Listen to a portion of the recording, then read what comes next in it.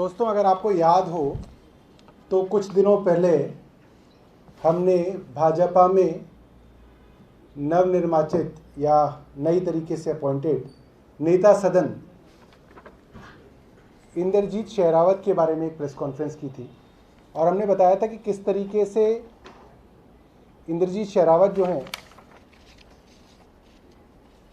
इन्होंने 2017 में जो हलफनामा दायर किया था उसमें इनके पास मात्र 2 प्रॉपर्टी थी और लगभग 1.5 करोड़ रुपए की इनके पास अचल और चल संपत्ति मिलाकर ये था करीब 1.5 करोड़ रुपया। और 2 इनके पास संपत्ति थी जो इनके एफिडेविट के अंदर थी। L128 महिपालपुर और वसंत कुंज में इनके पास एक फ्लैट था। इन्हीं के द्वारा 2019-20 में जो एफिडेविट जो इन्होंने MCD में दायर किया, जिसमें सब पार्षदों को अपने बारे में, अपनी संपत्ति के बारे में बताना होता है, उसमें इन्होंने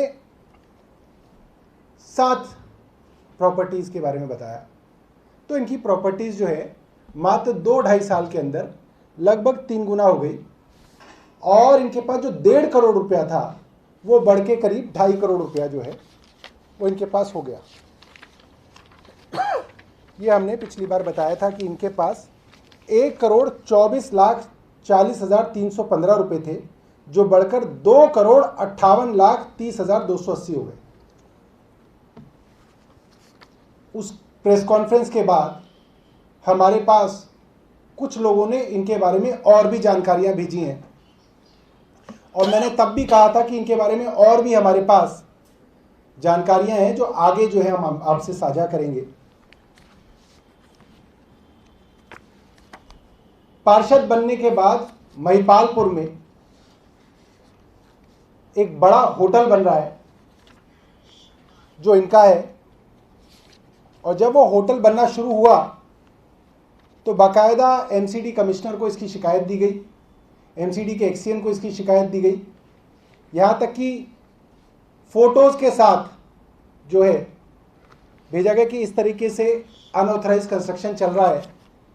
और ये मैं आपको जो है हाई कोर्ट के अंदर जो रिट डाली गई वो है जिसमें इनका नाम दर्ज है काउंसलर साहब का, और हाई कोर्ट ने भी MCD को इसके ऊपर एक्शन करके स्टेटस रिपोर्ट देने के लिए कहा है। और मैं आज की आपको स्थिति दिखाऊं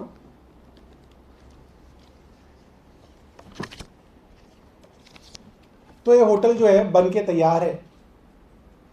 MCD के कागज़ों के हिसाब से इस होटल को इन्होंने बुक कर दिया है और इसके अंदर सारी कंस्ट्रक्शन एक्टिविटी रोक दी है और पुलिस की जो रिपोर्ट आई है उसके हिसाब से उन्होंने इस बिल्डिंग को डिमोलिश कर दिया है। और ये इंद्रजीत शेरावत जी का होटल है, ये इसके फोटोग्राफ्स हैं, महिपालपुर के अंदर चल रहा है। और ये एक और प्रूफ है, होटल द ओरिएंट के अंदर फायर डिपार्टमेंट में जो लाइसेंस अप्लाई किया है खुद इंद्रजीत शेरावत ने इसके अंदर अप्लाई किया हुआ है, जिनको अब नेता सदन जो है भाजपा ने बनाया है दक्षिण दिल्ली नगर निगम का। इसमें इनके हस्ताक्षर हैं और इनको इस होटल का मालिक यहाँ पे जो है दिखाया गया है।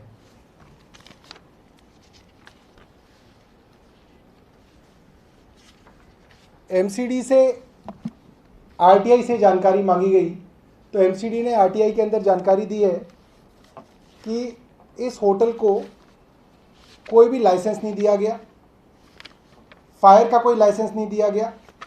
तब भी ये होटल जो है अगर आप जाके देखेंगे, इसका एड्रेस है plot number 253/2 road number 5 A block Mahipalpur, ये होटल चल रहा है।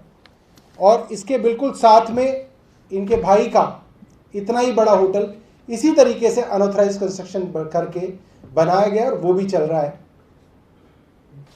और ये सब तब है जब इस होटल की अनऑथराइज कंस्ट्रक्शन के बारे में पुलिस को, MCD कमिश्नर को इत्तला दी गई है और ये करीब करीब 20 करोड़ रुपए की संपत्ति है।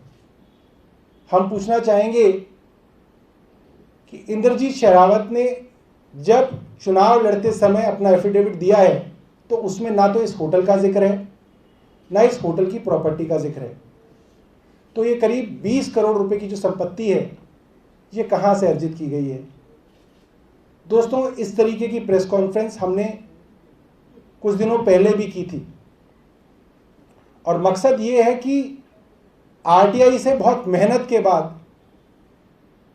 कोई पब्लिक स्पिरिटेड आदमी इतनी सारी जानकारी निकालता है किसी पार्षद के बारे में या किसी चुने हुए नेता के बारे में, और आप समझ सकते हैं कि दर्जनों बार आरटीआई लगानी पड़ती है, उसकी अपील में जाना पड़ता है, बहुत मेहनत के बाद इस तरीके की जानकारियां उपलब्ध होती हैं।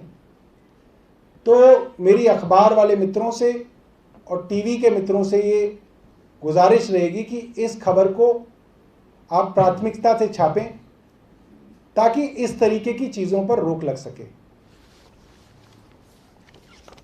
इसके अलावा एक और जानकारी जो है